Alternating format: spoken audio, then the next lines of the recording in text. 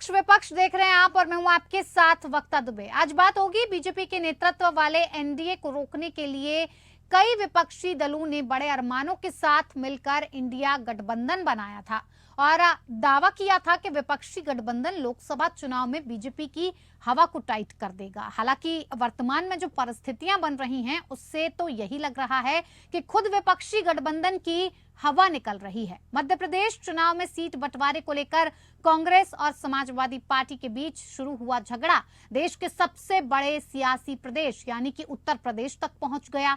दोनों तरफ से नेताओं की बयानबाजी बता रही है कि विपक्ष की एकता की जो बात हो रही थी वो अब तार तार नजर आ रही है और गठबंधन में गांठें लगातार बढ़ती जा रही हैं और ज्यादा मजबूत होती जा रही हैं। इसी पर चर्चा करेंगे, खास मेहमान हमारे साथ जुड़ेंगे। उससे पहले आप ये रिपोर्ट देखिए।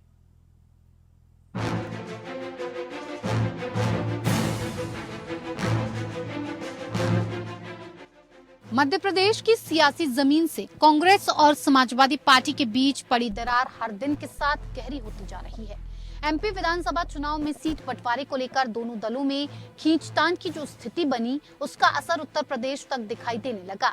दोनों ही तरफ से नेताओं की बयानबाजी ने विपक्षी एकता की कलाई खोलकर रख दी। आलम यह हो गया कि मध्य प्रदेश में सीट बंटवारा तो छोड़िए, उत्तर प्रदेश में भी सीटों को लेकर सियासी घमासान शुरू हो गया। सपा ने जहां यूपी की 80 में से 65 सीटों पर चुनाव लड़ने का ऐलान किया तो वहीं मध्य प्रदेश में भी कई सीटों पर न सिर्फ प्रत्याशी उतार दिए बल्कि खुद सपा मुखिया अखिलेश यादव प्रचार मैदान में कूद पड़े। अपने हर भाषण में अखिलेश जितना बीजेपी को कोस रहे हैं उससे कम में कांग्रेस को भी नहीं छोड़ रहे हैं। सपा प्रमुख के हर संबोधन में कांग्रेस निशाने पर है। अखिलेश यादव ने कांग्रेस को चालू और झूठी पार्टी करार देते हुए लोगों से वोट ना देने की अपील की। सपा मुखिया इतने भर से नहीं रुके। अखिलेश ने कहा कि अगर कांग्रेस सपा को धोखा दे सकती है तो आम लोगों के साथ क्या नहीं कर सकती, इसीलिए इनसे सावधान रहने की जरूरत है। कांग्रेस को भी वोट मत देना, बहुत चालू पार्टी है कांग्रेस। सावधान रहोगे कि नहीं रहोगे? बंसल जी बेबंद में दुखी थे, कांग्रेस ने धोखा दे दिया। अरे जब हमें धोखा दे दिया तो तुम कहां के बंसल हो? अखिलेश यादव ने कांग्रेस पर निशाना साधते हुए कहा कि सत्ता में रहते हुए कांग्रेस ने जातीय जनगणना नहीं कराई और न ही ओबीसी आरक्षण लागू होने दिया। मत आना बीजेपी और कांग्रेस की बातों में। कांग्रेस भी जाति जनगणना कहने लगी है। ये इसलिए कहने लगी क्योंकि उनका जो वोट था, खुद का जो वोट था, वो सब बीजेपी में चला गया। उन्हें वोट लेने के लिए जाति जनगणना करा रहे हैं। हम समाजवादी लोग आपको हक सम्मान दिलाने के लिए जाति जनगणना कराना। ये आरोप इसलिए भी खास मायने रखते हैं क्योंकि सपा और कांग्रेस दोनों ही दल इंडिया गठबंधन का अहम हिस्सा है। ऐसे में इनके बीच हो रही सियासी रस्साकसी संदेश देती जा रही है कि बीजेपी के विजय रथ को रोकने के लिए विपक्ष का बनाया चक्रव्यूह कमजोर है। एमपी की तरह ही उत्तर प्रदेश में भी दोनों दल एक दूसरे के सामने खड़े हैं।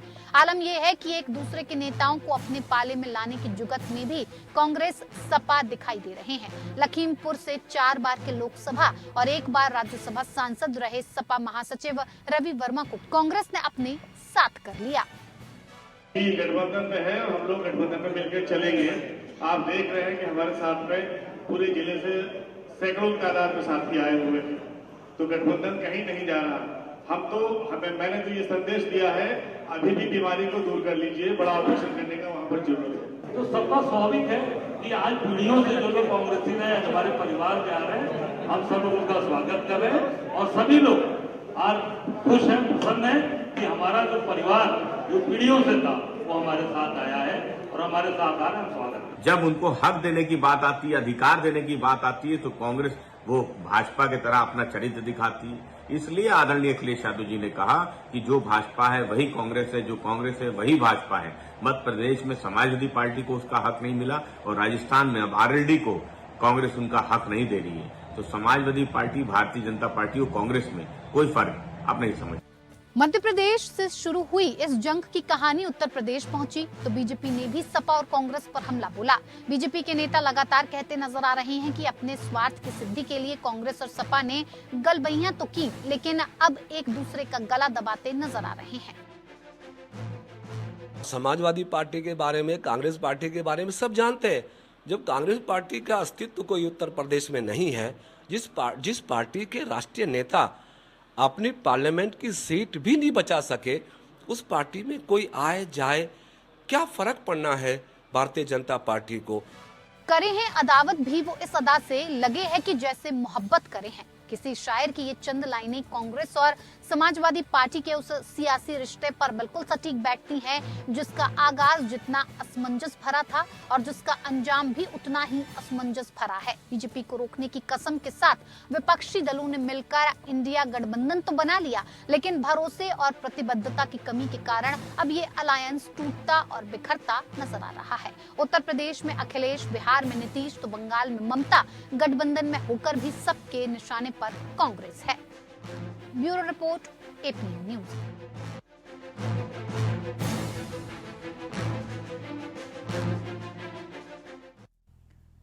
चुनाव में महज कुछ ही वक्त बचा है और उस वक्त से पहले ही जिस भारतीय जनता पार्टी को सत्ता से उखाड़ फेंकने की बातें इंडिया गठबंधन की तरफ से की जा रही थी, अब उसकी कलई खुलती नजर आ रही है। एक दूसरे के सामने कांग्रेस, सपा, सारी की सारी पार्टियां एक दूसरे पर आरोप प्रत्यारोप की राजनीति करने लग गई हैं। इसी पर बातचीत करेंगे और बातचीत के लिए हमारे साथ खास मेहमान जुड़ चुके हैं जिनसे मैं आपका परिचय करवा देती हूं। विजय खेरा, प्रवक्ता बीजेपी हैं, जो हमारे साथ कुछ ही वक्त में जुड़ेंगे।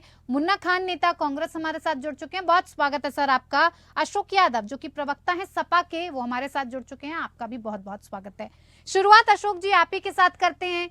अखिलेश यादव ने खुलकर मध्य प्रदेश के दौरे पर हैं और वहां खुलकर उन्होंने साफ ये जता दिया कि कांग्रेस पार्टी कितनी चालू है, कितनी झूठी पार्टी है, किस तरह से उन्होंने सारा जो झूठ था कांग्रेस पार्टी का वो सामने रख दिया। साथ ही साथ उन्होंने ये भी कहना नहीं भूला कि जब हमें गठबंधन में रहकर धोखा दिया जा सकता है तो आप क्या चीज है। इसके मायने सबसे पहले समझना चाहेंगे।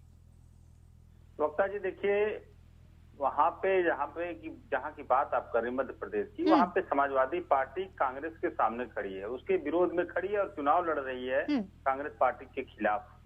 तो वहाँ पे समाजवादी पार्टी ये तो कहेगी नहीं कि कांग्रेस पार्टी ने बहुत अच्छा काम किया, कांग्रेस पार्टी में ने बहुत दरियादिली दिखाई, क्योंकि जैसा उत्तर प्रदेश में या मध्य प्रदेश में आपने देखा कि किस तरह से कमलनाथ जी और अजय राय जी दोनों लोग का जो बिहेवियर रहा है समाजवादी पार्टी के प्रति, वो बिहेवियर मुझे लगता है कि एक गठबंधन के जो धर्म होता, गठबंधन धर्म के मतलब उसके खिलाफ था बिहेवियर उनका। आप देखेंगे कि अजय राय जी का जो भी जब से वो प्रदेश अध्यक्ष बने हैं तब से लगातार वो भारतीय जनता पार्टी के ऊपर हमलावर न होकर के समाजवादी पार्टी के ऊपर लगातार हमलावर है। किसी भी उनके मतलब क्रियाकलाप से या उनके बात से कहीं नहीं लगता कि वो भारतीय जनता पार्टी के ऊपर हमला कर रहे हैं और लगातार समाजवादी पार्टी के ऊपर अटैक कर रहे हैं और एक सीमा होती है हर चीज की। तो मुझे लगता है कि कांग्रेस के शीर्ष नेतृत्व को इस तरह के जो उनके छत्रप नेता लोग हैं उनको कंट्रोल करना चाहिए और इस तरह की चीजें गठबंधन धर्म के ऊपर मतलब नुकसानदायक चीजें हैं। बिल्कुल। इसके बाद भी समाजवादी पार्टी अपनी तरफ से गठबंधन धर्म का पूरा पालन करेगी और चूंकि ये विधानसभा का चुनाव है और मैं फिर कहूंगा कि हम लोग कांग्रेस पार्टी के खिलाफ लड़ रहे हैं मध्य प्रदेश में और ये उम्मीद है कि इंडिया गठबंधन लेकिन कहा तो ये गया था कि मध्य प्रदेश में कांग्रेस की तरफ से ये बार बार कहा जा रहा है कि मध्य प्रदेश में समाजवादी पार्टी का इतना जनाधार नहीं है, इतनी मजबूत नहीं है, इसीलिए उस तरह ने इस तरह का रवैया अपनाया। नहीं देखिए वक्ता जी, 2013 में हमारे 7 विधायक थे मध्य प्रदेश में, तो हमारा 1.37% वोट है वहां पे अभी जो इसके पहले वाली विधानसभा में। तो आप कैसे कर सकते हैं कि समाजवादी पार्टी का वहां पे कोई जनाधार नहीं है। अगर इस जनाधार की बात किया जाए वक्ता जी, तो कांग्रेस पार्टी का जो विगत जो चुनाव हुआ 2022 का विधानसभा में उसमें 2.3% उनका वोट परसेंटेज है, हमारा 1.3% है, तो 1 ही % का अंतर है ना जी। हम 1% वहां पे 1.3% है, कांग्रेस यहाँ 2.3% है। तो अगर सिर्फ यही अगर उनका फार्मूला रहेगा तो कैसे फिर सीट शेयरिंग यूपी में हो पाएगी लोकसभा चुनाव को लेकर के, तो फिर तो दिक्कत होगी ना। इसलिए मैं कह रहा हूँ कि कांग्रेस के शीर्ष नेतृत्व को चाहिए कि अपने जो छत्रप नेता लोग हैं, सम्मानीय नेता लोग, उनको मतलब कंट्रोल करें और उनको चाल चरित्र से ऐसा न प्रतीत हो कि वो सपा को डैमेज कर रहे हैं। मुन्ना खान जी, मुन्ना खान जी, जी अशोक जी की बातों को आपने सुना कि एक सीमा होती है, एक किसी भी सीमा का दायरा होता है, उसे अगर आप लांघ देंगे तो इस तरह की चीजें तो सामने आएंगी ही। सवाल ये है वक्ता जी, ये निर्णय शीर्ष नेतृत्व का काम है। ये हम जैसे प्रवक्ता डिबेट चैनल पे बैठ के नहीं कह सकते। एक बात, दूसरी बात, हमारे राष्ट्रीय नेता और हमारे राष्ट्रीय अध्यक्ष श्री मल्लिकार्जुन खड़गे जी और श्री राहुल गांधी जी ने साफ शब्दों में कहा कि हम विधानसभा चुनाव के बाद सीट शेयरिंग की बात करेंगे और सीट शेयरिंग की बात बैठक में होगी, न कि टीवी डिबेट में होगी। एक बात, दूसरी बात, 5 राज्यों के चुनाव है, जो विधानसभा चुनाव है, उसमें व्यस्त होने के कारण सीट के ऊपर कोई भी मंथन नहीं हो पाई, कोई डिस्कस नहीं हो पाया। तो मैं उम्मीद करता हूँ 5 राज्यों के चुनाव हो जाएंगे संपन्न, तो सीट पे चर्चा होगी। और जैसा हमारे राष्ट्रीय नेता श्री राहुल गांधी जी ने कहा है, हाँ। और हमारे राष्ट्रीय अध्यक्ष मल्लिकार्जुन खड़गे जी ने कहा है, हाँ। कि जो पार्टी जिस क्षेत्र में मजबूत होगी, हाँ। उसे तरजीह दी जाएगी, उसे ज्यादा सीट दी जाएगी। हाँ। इसलिए दी जाएगी क्योंकि हमें भारतीय जनता पार्टी के अहंकार से लड़ना है, हमें भारतीय जनता पार्टी के तानाशाही से लड़ना है। आपने देखा कि भारतीय जनता पार्टी के द्वारा 2013 में किस तरीके से लुभावने वादे किए गए, चाहे वो जनता के साथ हो, चाहे युवा के साथ हो, किसान के साथ हो, जवान के साथ। नहीं ठीक है मुन्ना खान जी, नहीं समझ गई मैं। मुन्ना खान जी, सवाल इस बात को लेकर के 5 राज्यों में जो विधानसभा चुनाव हो रहे हैं, कहीं ना कहीं उनके जो नतीजे आएंगे लोकसभा की नींव रखते हुए नजर आएंगे, लोकसभा की तैयारी उसी से नजर आएगी, क्योंकि मध्य प्रदेश सबसे अहम राज्य माना जाता है जहां से वो शुरुआत करते हैं लोकसभा चुनाव की। मध्य प्रदेश जिसका लोकसभा में जनाधार की बात भी सबसे ज्यादा वहीं उठाई जाती है। तो आपको नहीं लगता कि इन 5 राज्यों के चुनाव में भी उतना ही प्रेम, उतनी ही प्रतिबद्धता और उतना ही त्याग होना चाहिए? नहीं, प्यार त्याग अभी भी है। आपने देखा कि मध्य प्रदेश, देखिए इंडिया गठबंधन अभी बना है, इससे पहले जब 2018 में चुनाव हुए तो 2018 में कांग्रेस पार्टी ने सरकार बनाई मध्य प्रदेश में, लेकिन खरीद फरोख्त बीजेपी के द्वारा किए जाने से सरकार हमारी गिर गई। तो उस टाइम तो कोई इंडिया गठबंधन नहीं था, हम मजबूती के साथ लड़े थे और आए थे। तो इंडिया गठबंधन का 5 राज्यों के चुनाव से कोई लेना देना नहीं है, 5 राज्यों के चुनाव अलग है। तो बाकी इंडिया गठबंधन इसलिए बना है, वक्ता जी मैं बात पूरी कर लूं अपनी। इंडिया गठबंधन इसलिए बना है कि हम जो तानाशाही सरकार है पूरे देश में, जिस तरीके से आज युवाओं के ऊपर अत्याचार हो रहे, महिलाओं पे अत्याचार हो रहे, बुजुर्गों पे अत्याचार हो रहे, व्यापारियों पे अत्याचार हो रहे, आज आजाद देश में 45 करोड़ युवा बेरोजगार है, ये सरकार रोजगार नहीं दे पाई और शिक्षित युवाओं को कहते हैं पकोड़े तल लो। पकोड़े तलने वाले सरकार की जो सलाह है उससे आज युवा खासा नाराज है। जिस तरीके से OBS ओल्ड पेंशन योजना है, जिस तरह से इसने बंद किया है, उससे जितने भी कर्मचारी है वो परेशान है। 16,40,000 व्यापारी व्यापार बंद करके हिंदुस्तान से चले गए, आज वो व्यापारी परेशान है। बाकी जो आने वाले व्यापारी है उन पे तलवारें लटकी हुई है कि अब हमारा क्या होगा। इस सरकार में आप ये समझ लो कि न व्यापारी खुश है, न किसान वर्ग खुश है, न जवान खुश है, न महिलाएं खुश है, न कोई आम जनता। सर आपके गठबंधन के लोग भी तो खुश नहीं हैं सर, वो तो चलिए बात की बात है, आप तो मुद्दा घुमा रहे हैं। मुन्ना खान जी, जो मैं सवाल कर रही हूँ आप उसका जवाब नहीं दे रहे हैं। वक्ता दुबे जी, मैं मुद्दा नहीं घुमा रहा, जो हकीकत है वो कह रहा हूँ। हमारा उसका जवाब मैं भारतीय जनता पार्टी से लूंगी, आपसे जो सवाल किया है उसका जवाब आप दीजिए ना, मुझे नहीं मिला अभी तक जवाब। चलिए ठीक है, विजय खेरा जी, आरोप प्रत्यारोप की राजनीति लगातार चल रही है, क्या लगता है आपको जिस तरह से अब ये जो गठबंधन में दरार पड़ती नजर आ रही है, क्या लगता है ये आपको कहीं ना कहीं मध्य प्रदेश की बात हो चाहे फिर किसी भी राज्य में जो चुनाव हो रहे हैं, कहीं ना कहीं आपको अपने लिए एक रास्ता साफ होता नजर आ रहा है, आपको इसका फायदा मिलता नजर आ रहा है, ऐसा लग रहा है? आप तो हमसे जो बात कहेंगे या पूछेंगे हम तो वही बताएंगे जी। मैं ये नहीं करूंगा कि आप पूछो कुछ भी बात, कुछ भी करो, 4 लाइनें रट के आ गए, बेरोजगार हो गया, फलाना हो गया, काम नहीं किया इन्होंने, अत्याचार हो गया, लूट लिया।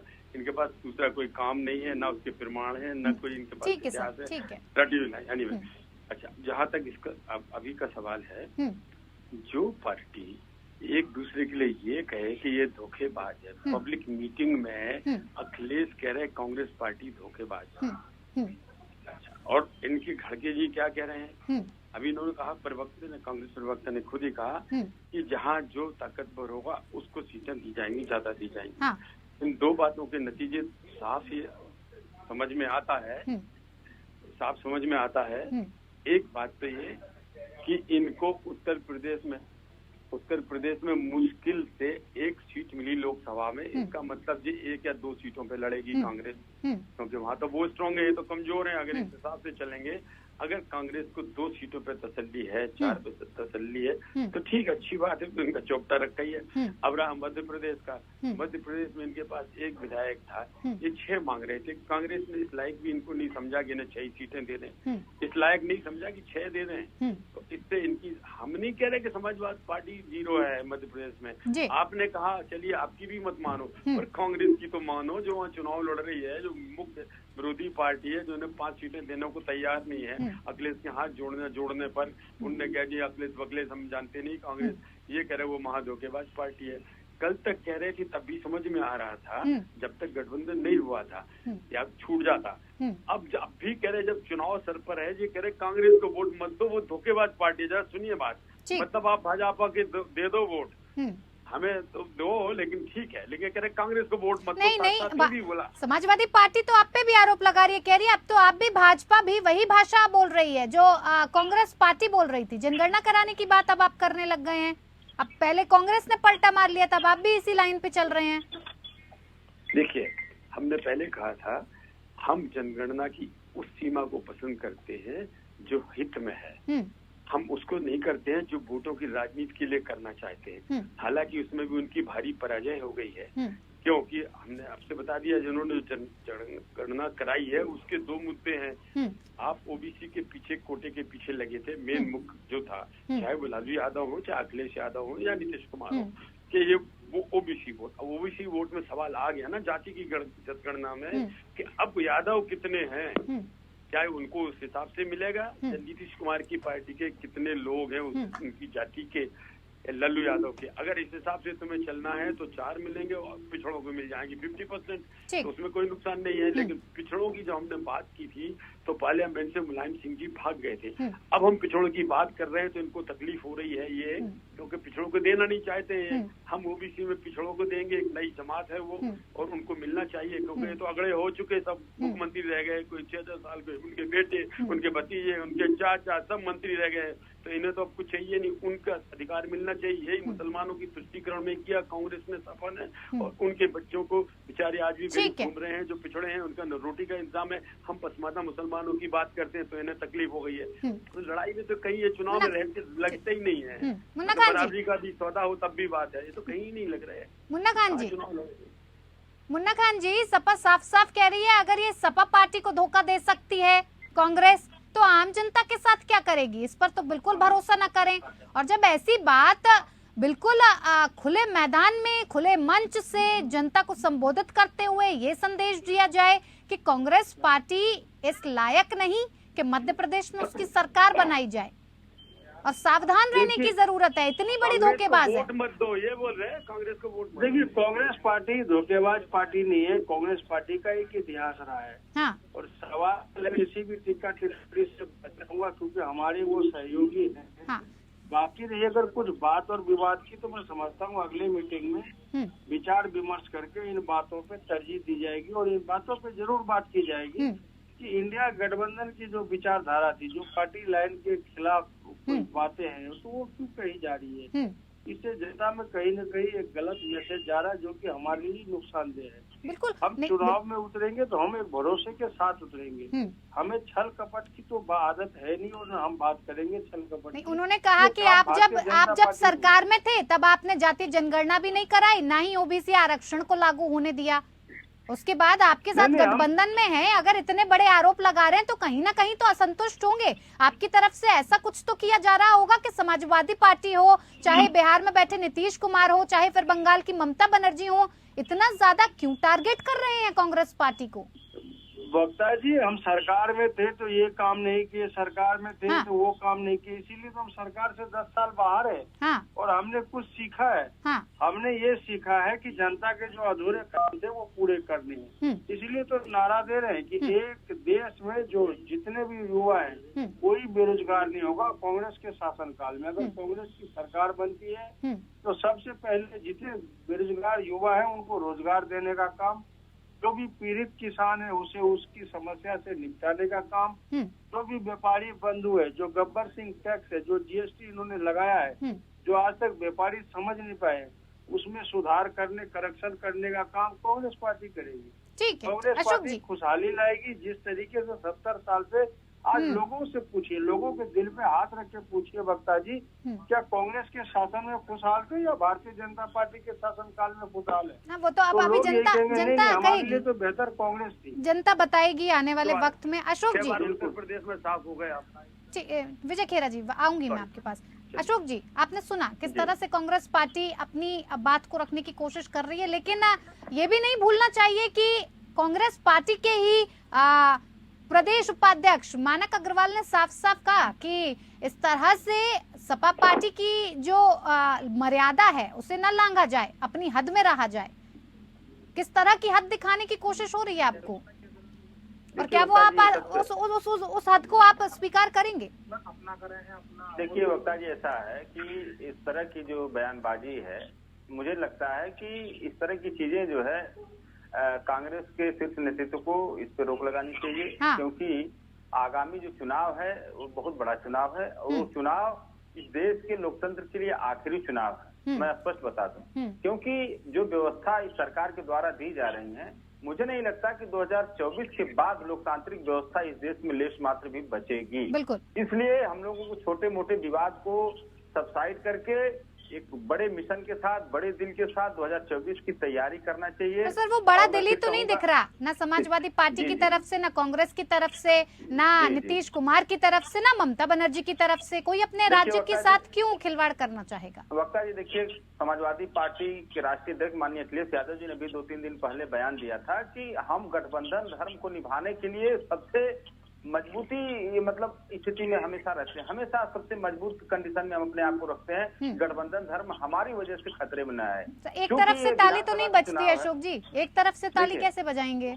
क्योंकि देखिए विधानसभा का चुनाव है, और मुझे लगता है कि विधानसभा चुनाव के संपन्न होने के बाद जो अगली बैठक होगी, उस बैठक में जो भी हम लोगों के बीच में डिस्प्यूट हैं, वो डिस्प्यूट सॉर्ट आउट कर लिए जाएंगे। इसका आगामी चुनाव पे कोई इसका दुष्प्रभाव नहीं पड़ेगा। दूसरी बात, अभी भारतीय जनता पार्टी के प्रवक्ता कर जो है खेड़ा साहब, ओबीसी की बात करें तो ओबीसी पर बड़ा इनका फोकस है। आप ये बताइए कि यूपी का, इसी यूपी में 69,000 सहायक शिक्षक भर्ती का अभी तक ओबीसी दलित समाज का इन्होंने आरक्षण लूट करके दूसरे समाज को देने का काम किया। कौन सा ओबीसी समाज की बात आप कर रहे हैं? ओबीसी के नाम पे आप मंत्री बना देते हो, ओबीसी के नाम एससी के नाम पे आप मंत्री बना देते हो, लेकिन उस मंत्री के हाथ, पैर, नाक, मुंह सब पैक कर देते हो, सील कर देते हो, उस पर टेप लगा देते हो। वो अपने समाज के प्रति होने वाले सरकारी उत्पीड़न के खिलाफ चू तक नहीं बोल पाता। आप ही बताइए, 69,000 सहायक शिक्षक भर्ती में किसी ओबीसी समाज का इनका मंत्री ने आवाज उठाया हो? किसी एससी समाज का इनका मंत्री आवाज उठाया हो? नहीं उठा सकता। लेकिन अभी तो बड़ा सवाल भारतीय जनता पार्टी का नहीं, इंडिया गठबंधन का बना हुआ है कि आखिर जिस तरह से आप लोग आपस में लड़ते नजर आ रहे हैं, ये लोकसभा चुनाव के लिए बनाया गया गठबंधन कहीं खुल ना जाए। खैर, जो अदावत आप लोगों की दिख रही है उससे तो यही लग रहा है कि मोहब्बत कम नफरत ज्यादा हो गई है। खेरा साहब, मैं आपको वक्त नहीं दे पाऊंगी, वक्त की कमी है। बहुत बहुत धन्यवाद आप सभी मेहमानों का हमारे साथ इस खास पेशकश में जुड़ने के लिए। पक्ष विपक्ष में इतना ही, नमस्कार।